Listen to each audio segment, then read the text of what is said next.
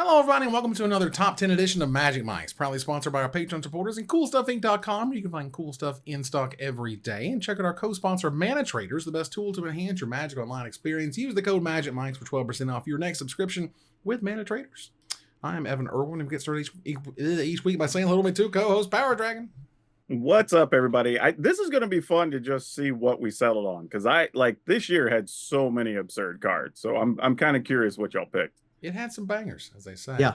Ruben Bressler. This set had a lot of cards, so some of them were going to be bangers, but a very high percentage in a vast swath of types. There were a bunch of things that I couldn't even put on the list. They printed an instant speed Wheel of Fortune this year, and that's just nowhere even close to my list. So not even in the conversation. Yeah. Now, we can also begin with our choice of the top comment from our last top 10, a segment we call Honorable Mention, where Ruben will tell us who was the most eloquent and let us know what card we did not choose as one of our top 10 Lost Caverns of Ixalan cards. Ruben? hey, everybody. This week's winner is Albelio14. Albelio14. So, Roaming Throne. It seems like a Typal deck's dream come true. A 4/4 for 4 that becomes whatever creature type that fits your desire. And what the heck? Let's give it Ward 2. And hey, where would 4 colorless mana get you in this day and age if this thing didn't also add an additional trigger to all triggered abilities of other creatures you control that share its type? We certainly are spoiled. I showed this to my buddy who loves to play Dragon in Commander, and he lost his mind with the possibilities. It was pretty fun to watch.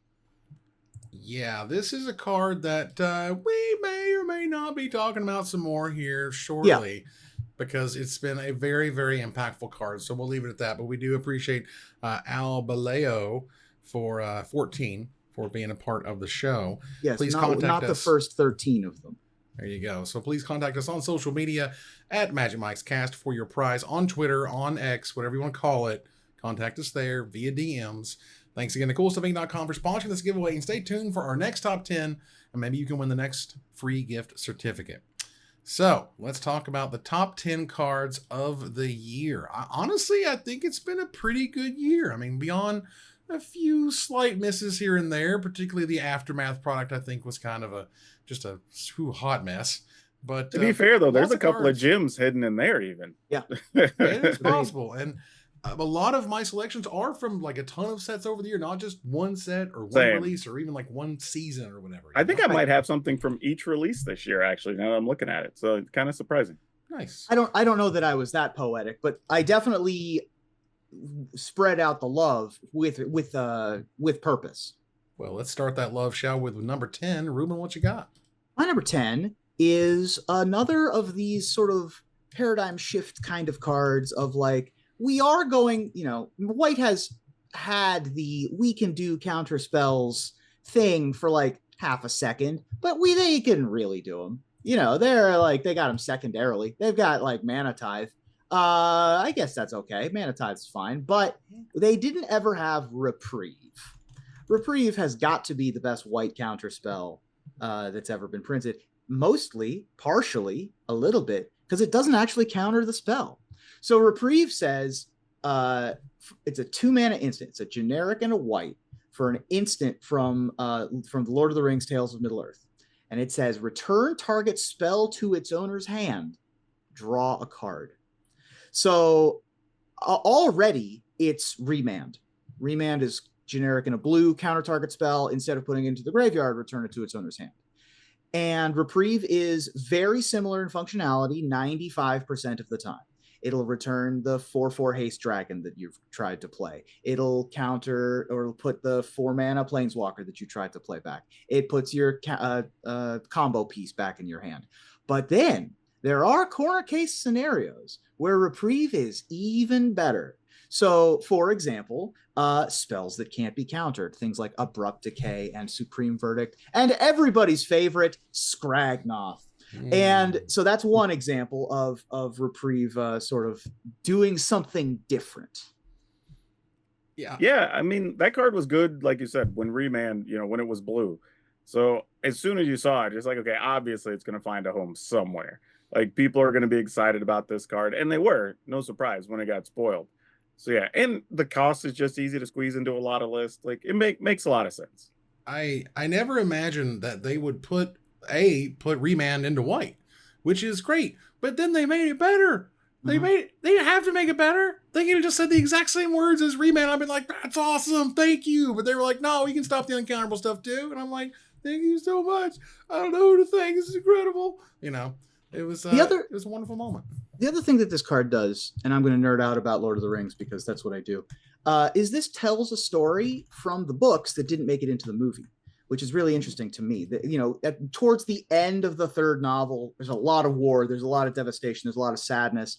And then there's just this little chapter about Faramir and Eowyn kind of falling in love in like a field hospital kind of setting.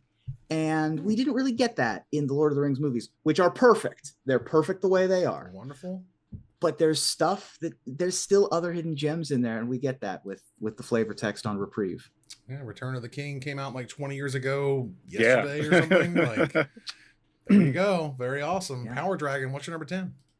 Mine is probably the card, when I thought about it, I've seen played the most from Eldraine, and it's Virtue of Loyalty. This is one of the adventure cards. So the adventure side, you spend 2 mana, instant, you make a 2/2 knight with vigilance. But the 5 mana side turned out to not be that expensive either.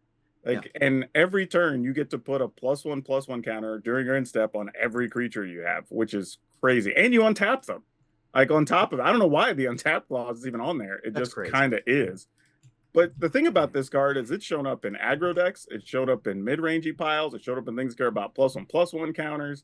Like, it's shown up all over the place. In commander decks that care about +1/+1s, like, it's made a little bit of an appearance in a bunch of different formats and a bunch of different decks. So yeah, this card out of the gate, it was kind of like, okay, this is probably the loyalty card people are going to play. And sure enough, they did. So yeah, this one lived up to the hype, honestly. Yeah, for those who don't know, it is a mythic enchantment for 2 white and 3 generic mana, but of course it has an instant adventure. For a white and a generic mana, you can make a 2/2 white knight creature with vigilance and instant speed.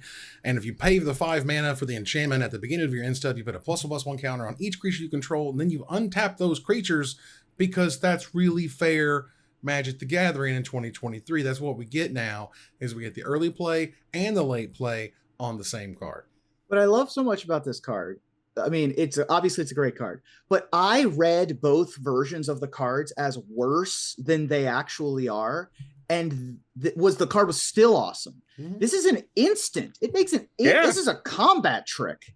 2 mana 2/2 combat trick, not just a sorcery. This isn't just a grizzly bear.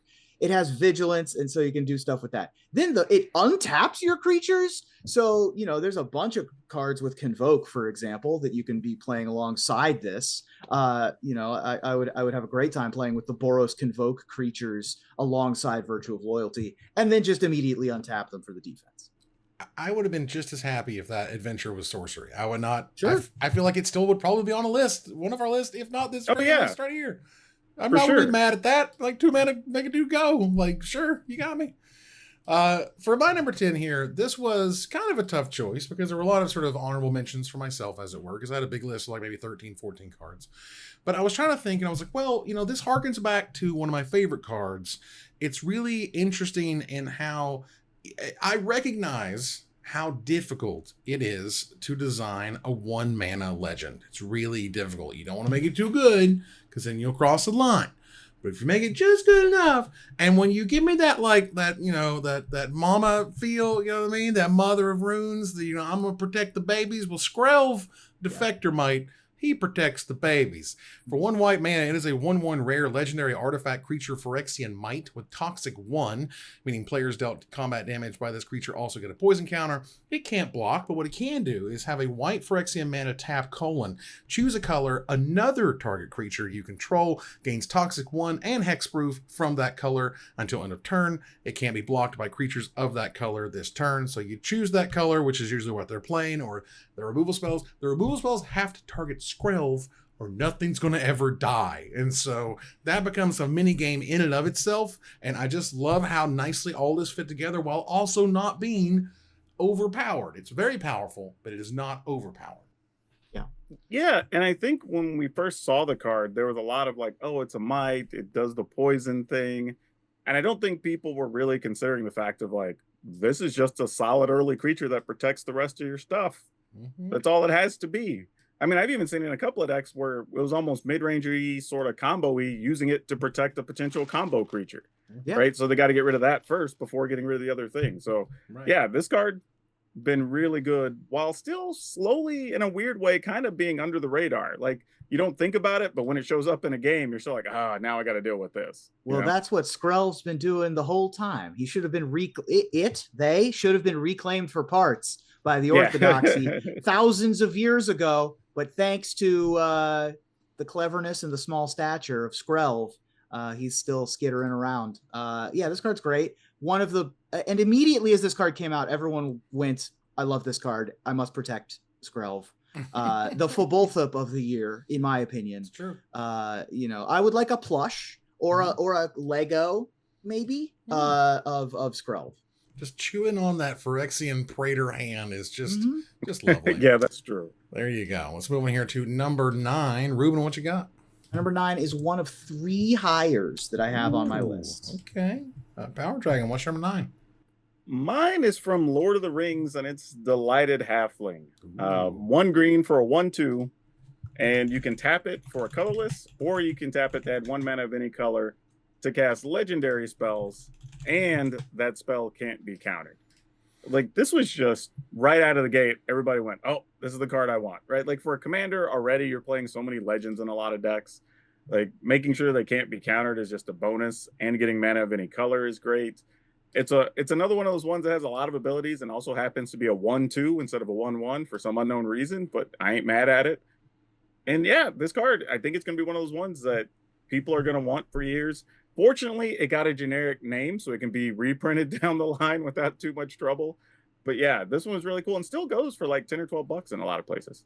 Oh, yeah. The Wizards is very, very careful for any 1 mana thing to tap to add mana of any type, under any condition, under any clause. And so this is basically, good old-fashioned 1 mana drop, kind of a Birds of Paradise in some ways, kind of a Birds of Paradise with an upgrade in some ways, and kind of a downgrade in that cannot always get the color that you need. But this card was this was like my number 11 or 12. This was right there. This card is huge impact on older formats, moderns of the world, your historics, and now your timelesses are playing this card. Seeing play in Legacy, by the way. Yeah. There are people who are trying to play this card to power out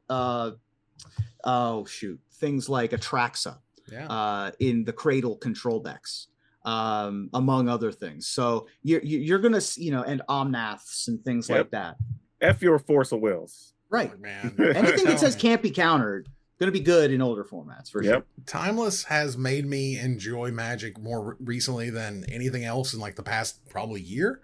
Nice. And so I've been really happy with it. So to see a card like this, I can play in that format, and it's very powerful in that format, has been really, really fun. So that's awesome. My number 9 here is another white legend. We had a bunch of them this year that were all really dumb in their own way. This one is also dumb in its own way, and they even kind of made a different version of it later that caused more of a whatever, because I just feel like you couldn't help from the top rope, not only like the sweet name, not only the insane artwork, which is absolutely incredible, but also like the 4 or 5 freaking versions of Mondrak Glory Dominus. This card was a freaking house, remains a house, $30+ freaking dollars. It's 2 white, 2 generic mana for a mythic legendary Phyrexian Horror. It's a 4/4 for 4 mana. If 1 or more tokens will be created under your control, twice are created instead. But we're not done, because why would we? For 2 white Phyrexian mana and a generic mana, sack 2 other artifacts and or creatures, you put an indestructible counter on it. So you're making tokens, you're sacking them to make this thing indestructible. It's hard to get rid of, it's hard to deal with, it's hard to wrath away, and it's just really crazy good for what it does. Dude, let me tell you, like, I'm pretty sure there's still footage out there from when I was streaming with this card. And I put it into a deck, and I'm like, let me see what I could do with this and how many tokens we could make.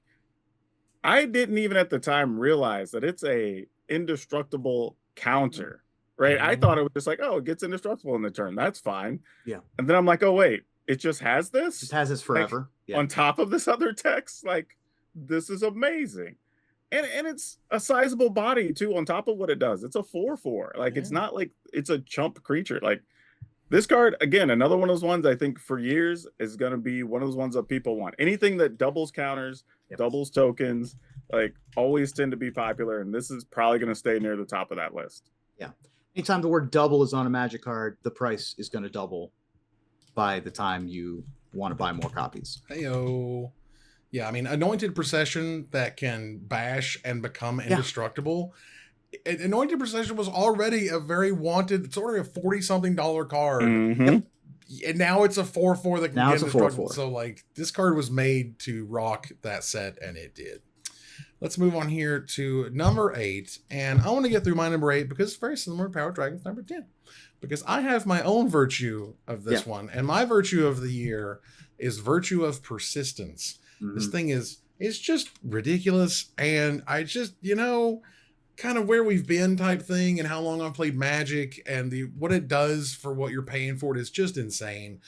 Virtue of Persistence is 2 black, 5 generic mana, so 7 mana for a mythic enchantment, but you're not really paying that at first. At first, you're using the Adventure of Lochthwain Scorn. For a black and a generic mana, it is a sorcery. Okay, one small balance here. Target creature gets -3/-3 until end of turn, and you gain 2 life. Numbers, it could have been -2/-2, could have gained 1 life. I'd still probably been pretty happy with it. But if you pay the 7, at the beginning of your upkeep, you put target creature card from a graveyard onto the battlefield under your control. Yours, theirs, anybody's. This thing is amazing, and I love it. I love Debtor's Knell. I am a huge fan of the Magic card Debtor's Knell. Mm-hmm. A card which sadly is outclassed. Mm-hmm. Once upon a time, I would first pick it in Cube home games because all I wanted to do was have a control deck where I could just slam it, and then that was the game. Yep. But now you get a Last Gasp. You get a Triumph of Craving. You can actually play this as a removal spell. And oh, by the way, if you happen to live to turn 7 and the board state is even and you're not dead soon, you can just slam this down as your 7-drop. Yeah, the only thing that restricted this card at all is the sheer volume of things we have that exile stuff right now and standard for sure. But outside of that, the card's still great. I mean, you're still going to play it because worst case scenario, like you said, it's still a removal card early if you need it, right? And it gets around a lot of things because it gives -3/-3. It's not even like targeting the thing to just kill it, try to destroy it or whatever. Mm-hmm. So yeah, just an all around really damn good card and probably the second most played virtue. And it's not by a long distance. You know, they're both very, very good. There you go. So Ruin, what's number 8? My number 8 is on my list partially because I was so shocked by how big of an impact it had. I was surprised that what I perceived to be a downgrade from an existing card, like a card that existed, turned out to be better, perhaps, in some ways, than the original version of the card. And this card set a record for being the fastest card to be banned in a competitive format. Once upon a time, we had Bloodbraid Elf, which was a 3/2 for 4 with haste that cascaded. And then we got that monocolored, but it had to resolve, and it didn't have haste, and it was called Geological Appraiser.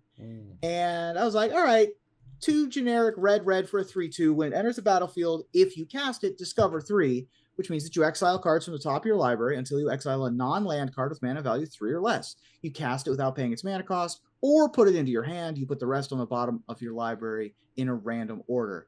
That is the fixed version of Cascade, right? We set a number instead of just going off the casting cost. It means that we can print cards that are like, cost 3 and have discover 3, for example. You can go way higher numbers.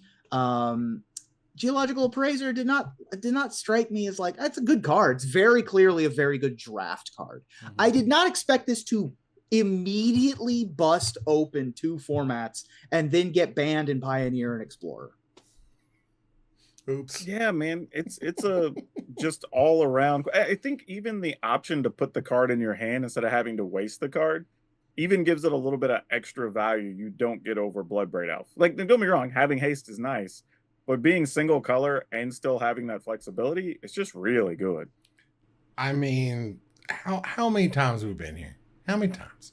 How many times have free spells broke things? Right. Free spells break things. They just do. And no matter how much we wanted it to be fixing a broken thing, it's broken when you get free spells out of stuff. Sure. I just didn't expect it out of a card I perceive to be a strictly worse version of another card. Like, I don't always see 3/2s that play a 3-drop get banned, but it's happened twice, and that's weird. It's weird that I have 2 here's nickels. the thing, though. Even if we're saying it's worse, are we saying like Bloodbraid's like an 8.5 and this is like a 7.5 or an 8? It's worse than a card that was the best card in Standard for a year and a half like it's and banned in Modern worse. at one point. Yeah.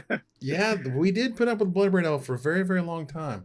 Whereas this one was like, just get that out of here. But you know, I agree with you, Evan, though. I think just if you get free spells or free cards, that's always going to be something to worry about and pay attention to. It is like the oldest, at this point, I feel it is the oldest red flag in Magic design, is if you make it free, you're going to break something. It just happens every time. Power Dragon, what's number 8? Okay, my number 8. This is one I don't particularly like, but it's a damn good card. It's sadly even found its way into some aggro decks I've seen people playing, which is stupid. I've seen it in several mid-rangey decks, and of course all the control decks, but we're talking about Sunfall. A 5-mana sorcery that exiles all the creatures on the battlefield, but you also get a nice little artifact with some counters on it, so you get to incubate for the number of creatures that you removed, and then now you have like a 4/4 5/5 creature. Like, one, I think we print too many sweepers as it is. I feel like every set gets 2 or 3 of them, but to just have this on top of all the other quality sweepers that we've had the last year or two, this thing, it's the sweeper of choice right now. Like, you would be hard pressed to play a day on the ladder on Arena and not run into 2 or 3 of these. Like, card's just really damn good. Yeah, I mean, for those who don't recall exactly, 2 white, 3 generic mana for a rare sorcery.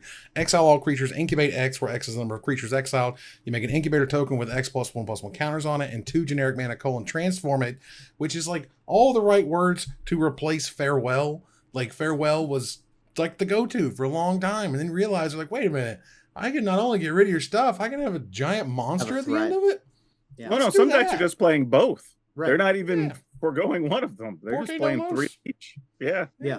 And being able to tap out, get the creature, and not have to worry about the creature dying to removal on the backswing. You don't have to worry about your opponent's Sunfall. You do have to worry about your opponent's artifact removal, I suppose, but it isn't a creature until your turn, which is huge. Right. Until you pay the mana, it's just an artifact with some counters on it, just hanging out over there, alien egg style, just chilling, and then it wakes up and kills the other person. So, high five. All right, let's move on here to number 7. My number 7 is the rare same with someone else at number 7. Is that me and Power Dragon? It is indeed, friend. Tell them about our number 7, and I'll tell them what it does. Talking about Roaming Throne. We opened the show with it, but 4 mana, 4/4, Ward 2, which I don't know why it even has the Ward clause on it, but hey, I don't hate it. But then when it comes in the battlefield, you choose a creature type, probably what it's themed for with everything else in the deck. And then whenever you have a trigger of something else with that creature type, it triggers again. And all you need is trigger again. All you need is do me a thing. Let me define a variable, and then I get to do stuff twice. Doing things twice is amazing. Everyone loves doing things twice. You can't get enough of it. And one of the things right now in Magic is so many of the good things that you are playing that trigger happen to be 3 or 4 mana. So there's a lot of scenarios where you're going to play something on 3, then play this thing, and then you're getting double or more of those triggers over the next turn cycle. Like, it's crazy. Yep. This was my number 9. Nice. We all have it on our list. I've seen this card do some pretty hilarious things. I'll name 2 of my favorites. One was I was at a Commander night this past weekend. You'll probably see this exact play happen. Somebody played a Roaming Throne naming Goblin and then played a Dockside Extortionist. That's cute. There you go. There's a million treasures. Wow. My roommate has a 9th Doctor deck, and the 9th Doctor costs 3 mana. And you play Roaming Throne naming Time Lord, and then you get another upkeep when you untap the 9th Doctor, which is very fun. I'm thinking about some scenarios, though, say like in an elf deck in Commander, like you're going to play a thing and then like draw cards, put counters on things, make mana, whatever. Like 8 things are going to go off while this thing just sitting on the battlefield. Like, and you really don't need to build a deck that has it in mind. You can just be Exactly. like, all right, I've got a Dragon Master Outcast in my hand. I guess I'll name human. You know what I mean? Like, it doesn't matter really what the card is in there doing. It will almost always do something for you. Yeah, I mean, even just as much as, play this, name human, brutal Cathar, get rid of 2 of your creatures. That's powerful magic, man. That's good, clean, wonderful, makes it feel good type trigger, doubling. That's great. Yep. So this card is fantastic. Will be a much lauded reprint in the future whenever they get around to reprinting this in sets and things like, Roman Throne's coming back. Let's go. I bet if we looked at this time next year, this will be a $25+ card. Oh yeah, you watch and wait. Yep. Particularly because it can just go in every deck. When it's colorless like this and it's generic like this and it's any creature and any color, then all right, you have a winner. Ruben, what's your number 7? My number 7 is, let's be honest, it's the backside of this card, but both sides of Welcome to Jurassic Park are very good. They tell the story of the movie, which is adorable, and they are part of the Jurassic World collection, whose set symbol is, or set designation is Rex, R-E-X. Put that one in the Hall of Fame alongside Bro and One. Yep. Yeah, it's a good one. So Welcome to ... is a saga for a generic a green and a green. For each opponent, up to 1 target non-creature artifact they control becomes an 0/4 wall artifact creature with Defender for as long as you control this saga. Hey, that's the beginning of the movie. We built the park, right? We did it. Now we're going to populate the park. Create a 3/3 dinosaur creature token with trample. It gains haste till the end of the turn. Hey, everybody, come to Jurassic Park and check it out. Uh-oh. Everybody. Chapter 3, destroy all walls, exile this saga, then return to the battlefield transformed under your control into Jurassic Park, which is a legendary land. Each dinosaur card in your graveyard has escape. What a great sentence. Unreal. I think that's the sentence of the year. That one's incredible. Each dinosaur card in your graveyard has escape. The escape cost is equal to the card's mana cost plus 3 other cards from your graveyard. It also has tap, add a green to your mana pool for each dinosaur you control. There's a bunch of dinosaurs from the Ixalan set that have come out before. People love dinosaurs, and people love Jurassic Park. And the Jurassic World collection had a bunch of really cool, hilarious stuff in it. They had Dr. Ian Malcolm's coming out every year. They had Sam Jackson on a card. You have actual Jurassic Park on a land. What's not to love? Yeah, even if you don't care greatly about going heavy on dinosaurs, like even just the first chapter of this is damn useful. Like, you take a creature of each opponent's and just put them on ice effectively. Like, all right, cool. Now I don't have to worry about the 3 biggest threats from my opponents. Well, I'm still doing non-creature artifact. Non-creature. That's true. That's true. But, but like, you still put your opponents like soul rings, exactly, and mana rocks, and or if they swords, have a winter orb or some swords. Other things you're used to saying that are problematic. This is great on an equipment because it becomes a creature, so it can't even be used. Yeah. There you go. So I think I think this is one of the last things Glenn Jones did before he left the company was design this. It's Gay as Cradle for dinosaurs, which is awesome. Amazing. Each dinosaur card has escape. I mean, you can't. I mean, the thematicness. This is the type of card that you put up on the pedestal and you say, this is why it works. This is why Universes Beyond works. Because you can tell the whole damn movie in a saga plus the card. And that's chef's kiss. That's what I always wanted this stuff to be. This is the stuff that we would make up when we would make our own magic cards was, what if this character was a magic card? What if RoboCop was a magic card? Well, what if Jurassic Park was? Here it is. There it is. Yep. It's brilliant. All right, let's move on here to number 6. Mine is higher on somebody else's list, and that's okay. Ruben, what's your number 6? Wow, straight into my number 6, huh? Well, my number 6 also features a delightful and lovable movie lizard. This year, the Dungeons and Dragons movie came out, and we were blessed with some indelible and unique characters. And one of them, we got a whole secret lair drop associated with them. And perhaps the most important addition to the Magic the Gathering lore that we got from the Dungeons and Dragons movie is a dragon that I knew about from his days living in, getting fat under the mountain in the Forgotten Realms.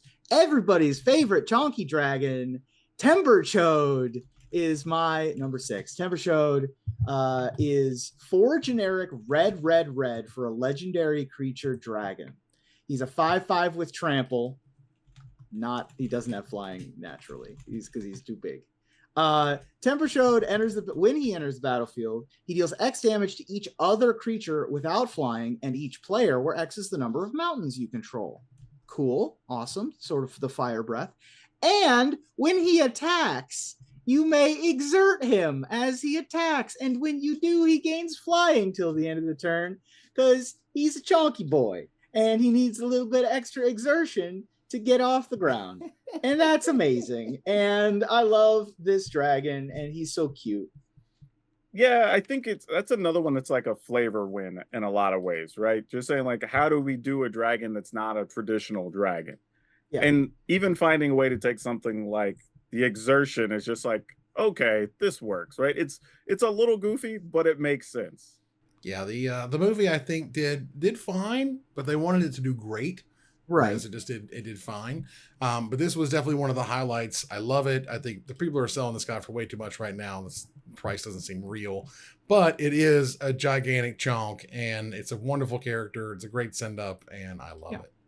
And this is, I think, the most iconic or famous D&D Forgotten Realms lore character that physically appeared in the D&D movie. We had the Red Wizards of Thay, we had Waterdeep, we had, they referenced Baldur's Gate, stuff like that. Right. But of things that appeared on screen, I think that the Chonky Dragon is the biggest named character to appear on screen. And I hope we see more D&D stuff, more D&D movies. I agree. Power Dragon, what's your number 6? My number 6 is actually higher on somebody's list, which doesn't totally surprise me when we get to it. It'll make a lot of sense. There you go. Let's go ahead and get here to our number 5. And my number 5 is a card that it's a lot. Whenever Wizards makes this type of effect, I'm really astounded, because I'm guessing they knew this was going to be huge. They wanted to put it into a set where it was going to do well. It was going to help sales. So even if you didn't care about Doctor Who, you read the card Everybody Lives and you go, I want that Magic the Gathering card. It's Teferi's Protection plus. What the hell are we doing here? It's $20+ generally. It's a white and a generic mana. It is a rare instant from Doctor Who. All creatures gain hexproof and indestructible until end of turn. Players gain hexproof until end of turn. Players can't lose life this turn, and players can't lose the game or win the game this turn. Just stop it. Just stop it. Everybody lives, Rose. Just this once. Everybody lives. Let's move here to number 5 from Ruben. Ruben, what you got? Well, I got bad news. It's good news for the list, I suppose. Bad news for my having time to talk, because my 5 and 4 are both higher on someone else's list. Whoa. Well, we will solve that mystery as we move forward here. Power Dragon, what's your number 5?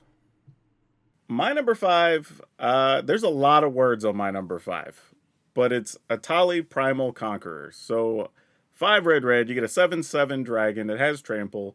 When it enters the battlefield, each player exiles from their library the top cards until you exile a non-land card, and then you get to cast those for free, which is awesome. But then you can pay 9 and a green Phyrexian mana to flip to the backside to have an 11/11 that has trample, indestructible, and whenever it deals combat damage to a player, they get that many poison counters.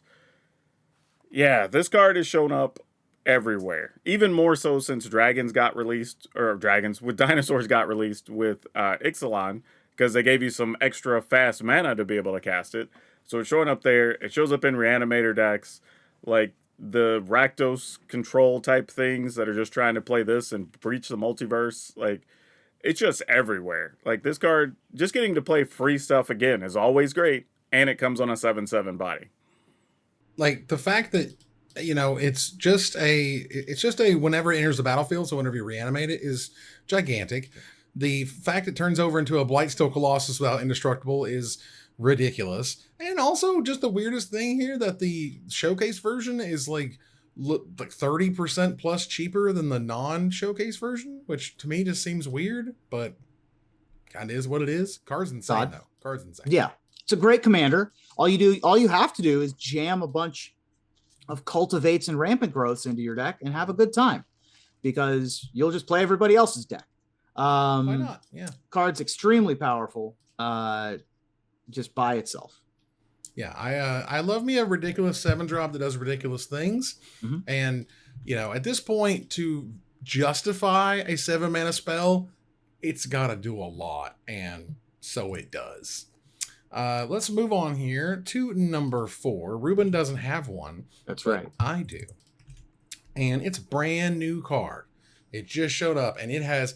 it's hard to say when things take over the world by storm, blah, blah, blah, blah. No, this card saw a ton of play right out of the gate, has seen even more play, has made its way back, just way back, because it does something really crazy and wild. And I love this thing, not only playing in Constructed, and for exactly that, because you can see how many different things it affects. It affects any triggered or activated ability. Toshas Tidebender is the real deal. This card is an absolute monster. For a blue and 2 generic mana, it is a rare 3/2 Merfolk Wizard with Flash, and whenever it enters the battlefield, counter up to 1 target activated or triggered ability. First of all, you just counter those abilities, no matter what they are. It doesn't matter.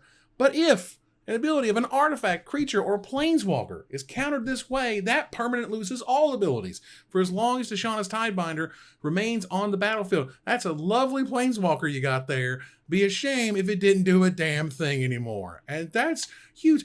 Counter Shouldered. Now Shouldered's just a 4/5 that hangs out on the battlefield. That's also a thing that I've done, and it feels amazing. This card is fantastic. Yeah, this is a spiritual successor to like a Hull Breacher or an Opposition Agent, being a 3/2 for 3 that counters a thing and kind of can take over a game.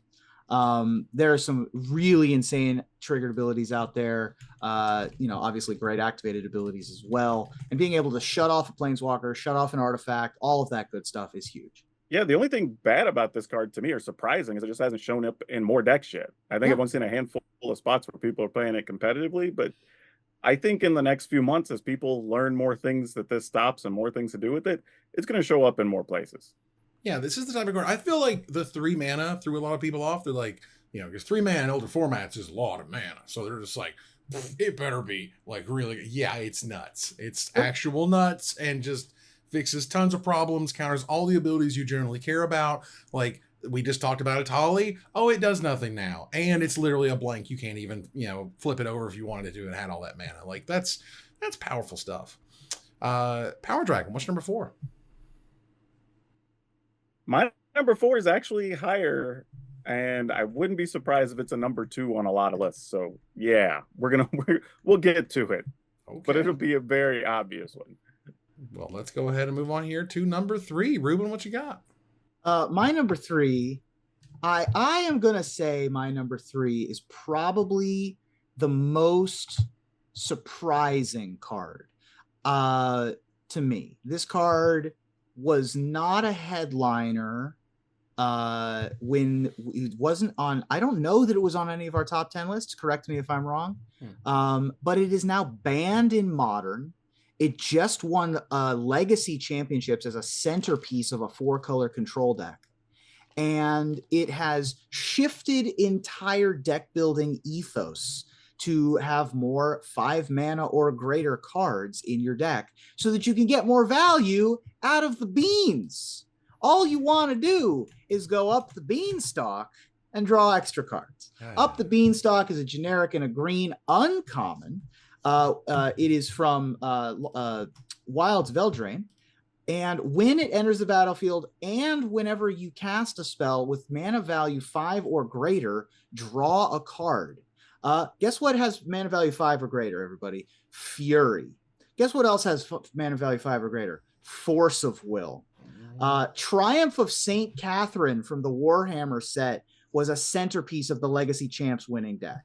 The number of things that Up the Beanstalk works with is it was able to lift up its teammates and make previously mediocre archetypes significantly better. Not just the elemental incarnations, which were already good, like Fury and Solitude, and Legacy All-Star Force of Will, but there are some weirdo 5-mana cards now that are seeing more play, not in Modern anymore, but we're seeing play in Modern thanks to Up the Beanstalk. Yeah, Up the Beanstalk has pretty much enabled really the domain control decks to kind of really function in Standard, because most of the cards they like Leyline of Binding, the Sunfall that we talked about previously, all those cards happen to be 5 or 6 mana that they want to play, right? So it's a bunch of free cards in addition to getting to do what they already want to do. And it's just slowly finding its way into more decks as people go, well, it's a free card if nothing else, right? And then maybe even if you get 2 or 3 triggers off of it, sometimes that's just good enough for 2 mana. I mean, it replaces itself, right? So yeah, it is in itself sort of think of cycling, right? You cycle for 2 mana. It's 2 mana. It's a cantrip in a way. You're drawing a card, but just for it existing. And then for the rest of the game, just good old free value. Just good old, and if you play 2 of them, and you play a Sunfall, and you exile their stuff, and you draw 2 cards, you feel like $1 million. I don't know how you cannot love free card draw, but that's what they gave us. And that's kind of incredible, honestly. And the fact that they banned it in Modern, sure. Damn. That's a sign. I mean, you needed to ban it when you have... it with pitch spells is absurd. You have to ban it when you have Fury and Solitude. Yeah. It survives alongside Force of Will in Legacy now, and that's where we'll see it. There you go. Yeah, any of the other Force spells even, too. Yeah. Like, those still exist in that format. Power Dragon, what's number 3? My number 3 is the only reprint that made my list, actually. And it was Cavern of Souls. Just, the card is so good. Just tap for any color after you choose a type, obviously, so you can cast for any color of that type. But the card can't be countered, right? That's the biggest thing. Making creatures uncounterable just shuts off some decks, makes life really hard on the control decks. Like, it allows, especially right now where you have, say, like humans with so many different 3 and 4 color varieties, like this helps make it easier to cast all your things. It just enables so many fun deck types to be played that you might have struggled with before. And you get the uncounterable bonus on your creatures on top of it. And it was a card that at times it was approaching $50, and now get to bring that price down and make it affordable for everybody. So, yeah, probably, I don't know if I'd say the most needed reprint of the year, but definitely was up on that list. Definitely needs to be a reprinted card, and it had a perfect place to be reprinted in the set where caves were a thing. So Cavern of Souls being a perfect spot for that.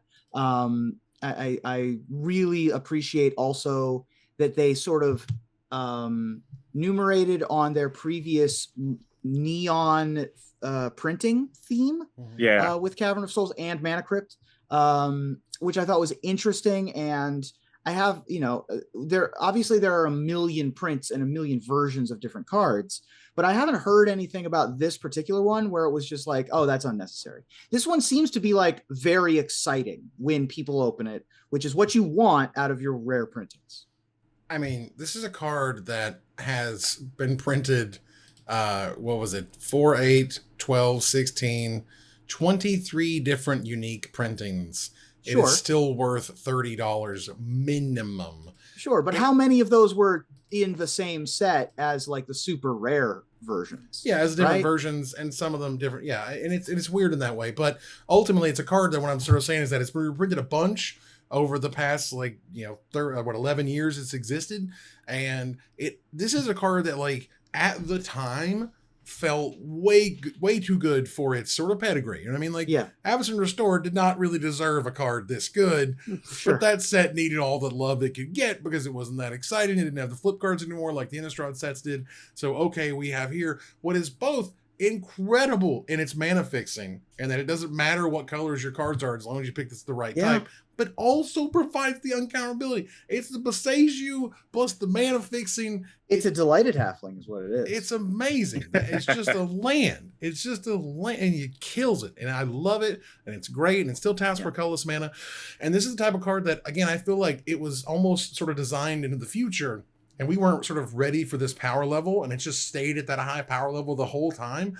And nowadays, I think it fits right in, but in those past 11 years, kind of all the other cards have caught up to Cavern of Souls, not the other way around. And I would even say it kind of works because, let's say in standard, you've got 3 different lands that can destroy a non-basic right now. Mm-hmm. So it's not even like the decks that this works against would have no answers to it, right? Like it's still a lot of back and forth play, but sort of helps balance the format a little bit. So for my number 3 here, this is a card that I feel very strongly it's on both y'all's list, if not at least one. It's a card that is worth more than $40 from a set that just came out. We're talking, this is Sholdred levels of, just flying high up to the moon. This card is unbelievably powerful. It is really dumb. I've played multiple combo-ish decks where I kill the opponent out of nowhere. You can do so many crazy things with it in casual formats. And you come down from the top rope when you throw down Agatha's Soul Cauldron. This card is absolutely huge. And for 2 generic mana, just two, it is a mythic legendary artifact. And honestly, when I see those numbers and those rarities and those types come together, I get a little worried, man, because it's going to be nuts. And it's nuts. You may spend mana as though it were mana of any color to activate abilities of creatures you control. Creatures you control with +1/+1 counters on them have all activated abilities of all creature cards exiled with the Soul Cauldron. And tap : exile target card from a graveyard, that's anything. And when a creature card is exiled this way, you put a +1/+1 counter on target creature you control.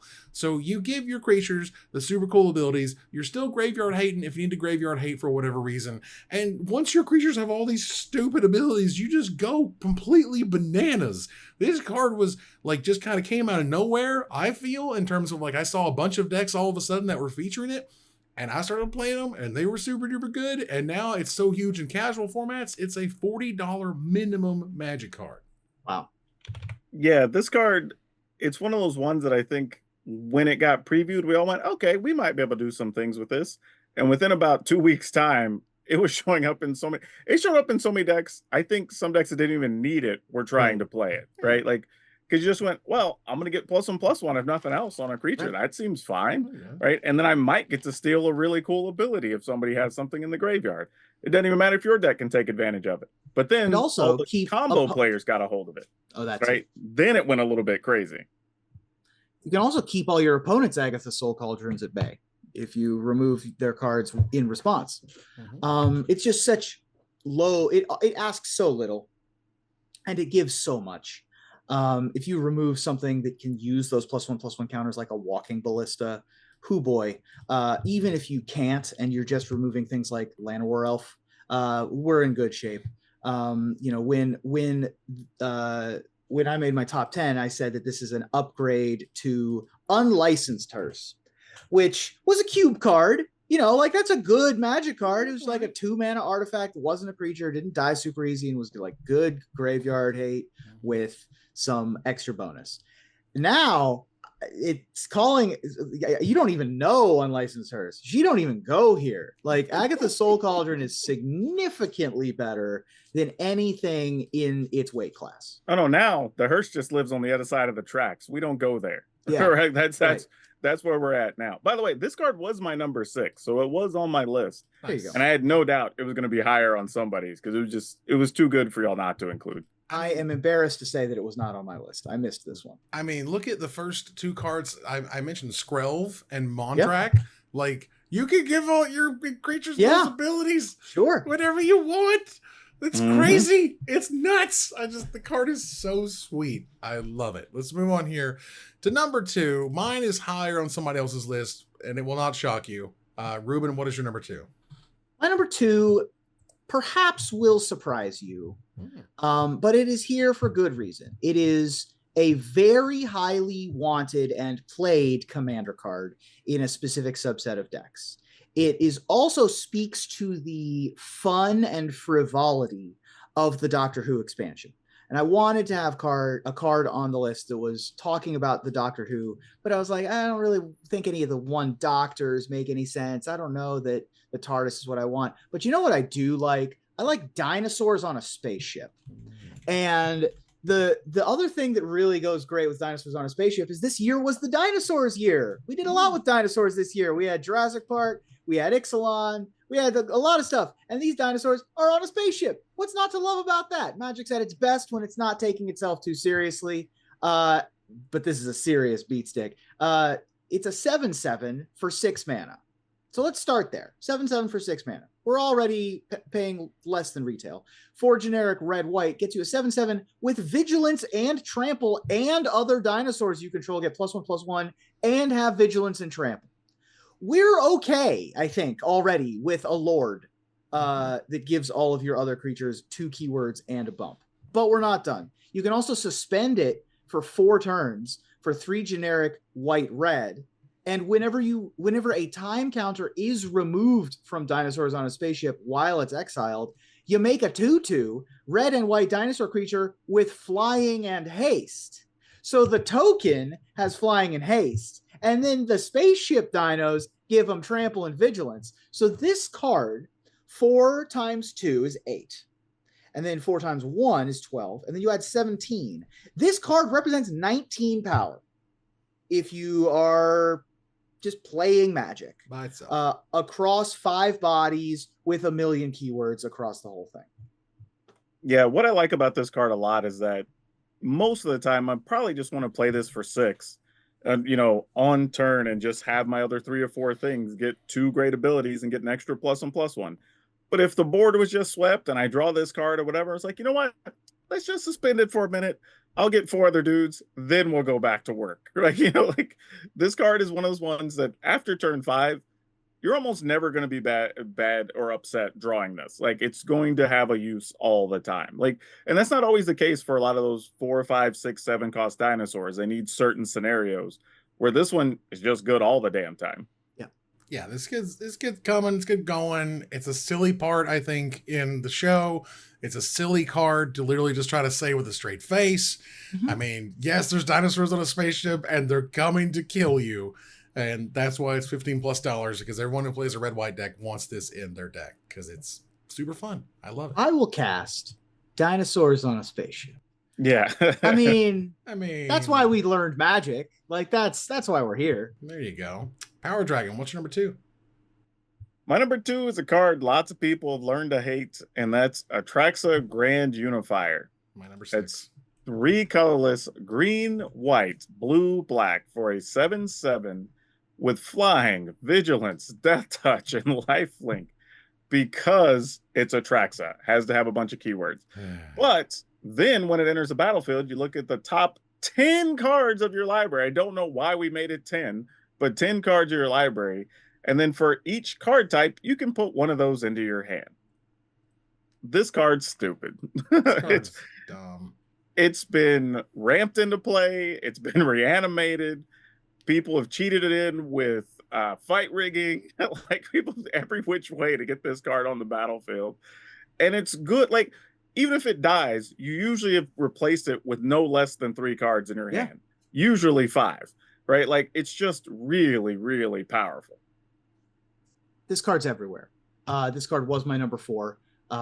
It sees play in Oath of... It's the new Oath target in Vintage. Wow. And there is no higher spot. There's no higher claim to fame you can make as a creature than being the new Oath target. It sort of is the card advantage engine that the new Cradle control decks are using in Legacy, where all you're really wanting to do is have a Gaia's Cradle in play with a bunch of idiots, and then Green Sun Zenith for this.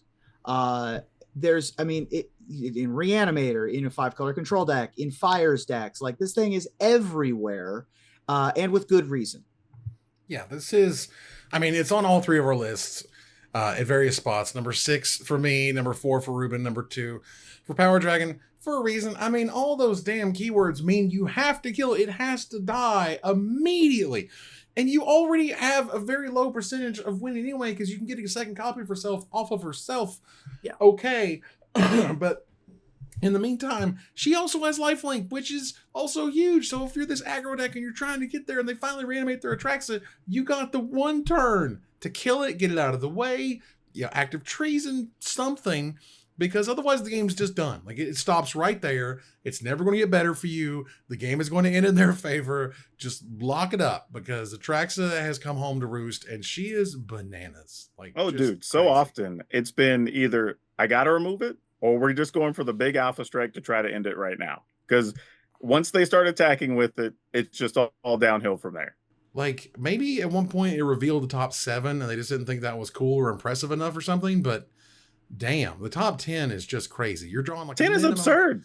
And it's a ridiculous number. Right. And the other sort of nice little feature on this one is that it did preview battles before battles. It did the Tarmogoyf thing where that's true. It listed battle before battle existed, which was kind of cool. Like what's wild about this card is if it was 5 or 7, you would probably still get 3 or 4 cards off of it, and that would still be really good. We'd still be talking about it. I really do believe that. We'd still play it. It doesn't need to be 10. Yeah, absolutely. All right, so let's move on here to number 1. So big of these to be. Now, I have the same number 1 as somebody else. As me, I'm pretty sure. So let's go ahead and let Ruben go first. Ruben, what is your number 1? Well, my number 5 is probably your number 1. Yeah. And so I'm confused because you guys had a choice between 2 cards that could have been number 1.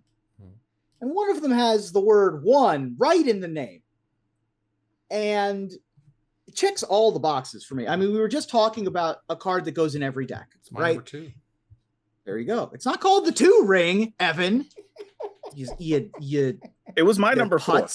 Okay. 4. Well, 4 I'll take because it costs 4 mana. My number 1's the 1 ring. What I did. I see what you did. See, Evan doesn't like it when I do that. But I'm on your team. I'm on your team for that one. The 1 ring is everywhere and it's everything and it's the most powerful card in the set. I'll let you guys talk about your cute archers in a second. So 4, which are also my number 5, but the 1 ring is 4 generic mana for a mythic from Lord of the Rings, as well it should be. It's indestructible, arguable, based on the lore. Spoiler alert. When the 1 ring enters the battlefield, if you cast it, you gain protection from everything until your next turn. That's not a real sentence. Come on now. At the beginning of your upkeep, you lose 1 life for each burden counter on the 1 ring. All right, great. Tap, put a burden counter on the 1 ring, then draw a card for each burden counter on the 1 ring. So we play it and we gain protection from everything and we draw a card. Then we untap, we take a damage. We draw 2 cards. We've drawn 3 cards already. We're going to draw 6 cards over 3 turns. The game should be over by then. And if we have something like a Phyrexian Metamorph, or a way to sacrifice the 1 ring, we aren't even going to take that damage anymore. If we can, start blinking our 1 ring, we're never going to take any effect ever again because we have protection from everything. Well, you have to cast it, but still.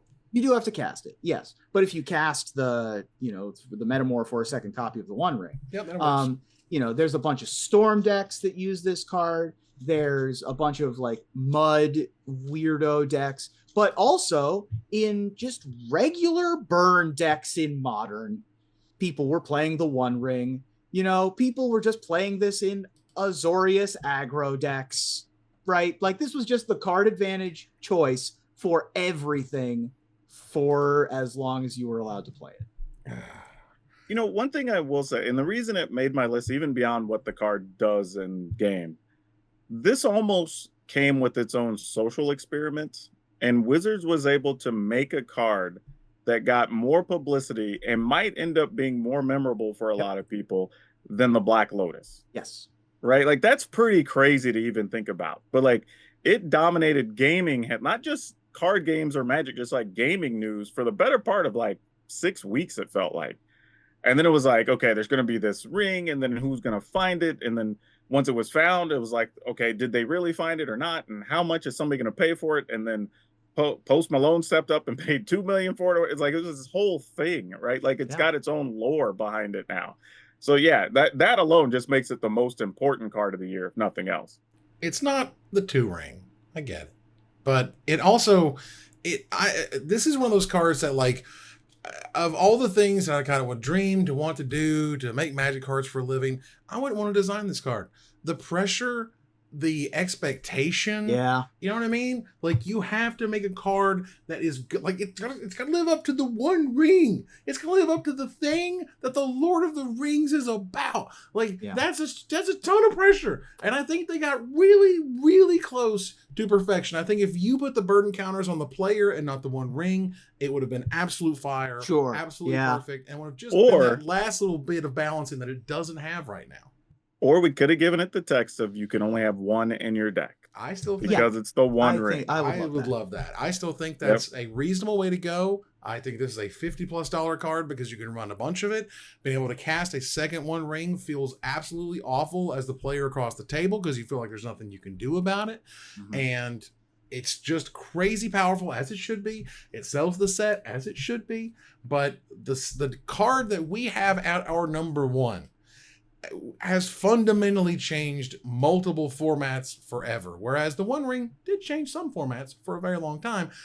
But Orcish Bowmasters has just redefined the best 2-mana creature ever printed. I don't think Snapcaster wasn't this impactful the moment it showed up. Like, Dark Confidant was close in terms of we clearly saw it was great. That's awesome. But, like, it doesn't really matter the format at this point. Like, for example, I'm playing this card in Timeless, whereas I'm not playing the One Ring in Timeless. I'm playing Orcish Bowmasters in the format you can play Brainstorm in because it's stupid. Orcish Bowmasters is $40+. They decided not to ban it for whatever reason, so we're stuck with this thing forever.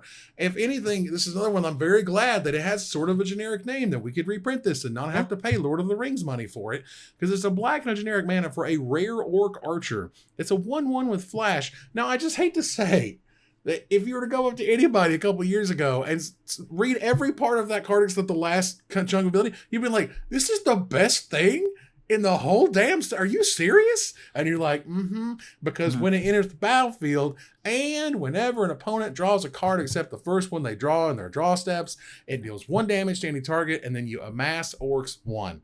So if you do a cantrip or they cycle, you ping and Orc gets bigger. If they brainstorm, God help them, they hate themselves for it and they feel bad while your card gets huge. This card is nuts. It answers so many problems. It kills so many Ragavans. This card's bananas. And to me, that was why, like, the One Ring is great. It's awesome. It's going to be around. People are going to play it for a while, and we're still going to see it. But Orcish Bowmasters is going to be an absolute staple for the foreseeable future. Yeah, card's great. This was my number 5. I hate this card. He kills all my creatures. I like mana creatures, and this kills all my Birds of Paradise. I don't love it. I don't love that happens. But it does feel like a hug from Jesus when you play this on turn 2 and then play a wheel on turn 3, or do something bananas like that. I mean, the card outright. I mean, yeah. I mean, it is. I mean, it's the nut. I mean, it was the most dominant card of the year. Like, there's not even a question. It's every format, practically every type of deck that's playing black or can splash black. Like, it's one of the few, like, I really we need to just like pipe in, because we need just a bruh, because that's what it felt like when we read this. Like, every single person at first glance just went, this doesn't work the way I'm reading it, right? Like, and then you're like, oh nope, it's exactly that. You're like, okay, there must be something we're missing. And then everybody played with it. I'm like, nope, it does exactly what we all thought it did. The card's ridiculous. Like, I don't understand. This is, if there was a card all year, and there's some crazy stuff, don't get me wrong, obviously don't agree with every decision of every card that gets made, but this is the one that I think we all looked at and went, why? Yeah. Like, what made this okay? Too many words in that sentence. Like, why does it have flash? Why does, like, there's so many, like, take off any one thing this card does, and it's still really good.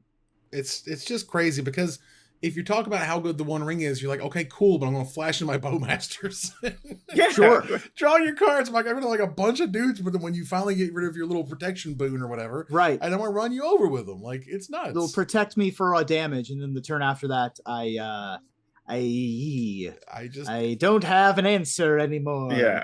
It just makes the game become about, I got to deal with the Bowmasters, because I can't really get ahead unless this removes itself from the board. So the biggest problem I would say about this card, and this came up when I was doing commentary for an event a couple months ago, was that you get in these weird almost stalemates where like each player knows the other player has one.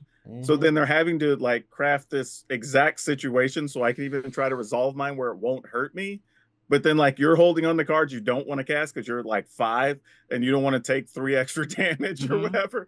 Like it's a mess. Like I don't know. Like if this card doesn't for some reason get banned or restricted or whatever down the line, I don't know, man. This card, something's gonna have to give. A crazy one. Card.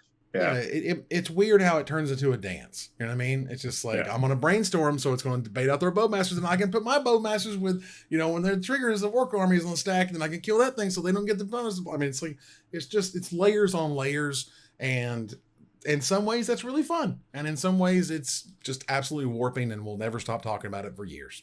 Yeah. And that was our top 10 cards of 2023. You'll see them on screen right now for your review. Take a look at my list, Power Dragon's list, Ruben's top 10, and we want to hear from you about what card we did not talk about, and we'll select our favorite to win $50 worth of anything at CoolStuffInc.com. But before we go, I want to thank my co-host. Thank you, Power Dragon. No, that was a lot of fun, man. I think the thing is when you're going through and making these lists, we just got to see that when you're talking about new release cards this year, there was just a lot of really good Magic that Wizards produced. So credit to R&D because we got a lot of bangers. Did a good job. Thank you, Ruben. Thank you. There were a lot of fun cards that we didn't talk about here. A lot of really interesting things that happened. And I'm excited to see what the honorable mentions look like. Really creative, fun designs from Wizards of the Coast, and excited for 2024. And if you can't provide us an honorable mention, just provide a little like. Just hit that little button. Yeah, there you go. Just That too. Like, hey, subscribe, like, throw a comment and say what you liked about this year. We'll listen to them. Let's move on here to our final slide. I want to thank our sponsor, CoolStuffInc.com, our co-sponsor, ManaTraders.com, my co-host, Power Dragon, Ruben Bressler. You guys for watching and listening. Hope you support us at Patreon.com/MagicMikes.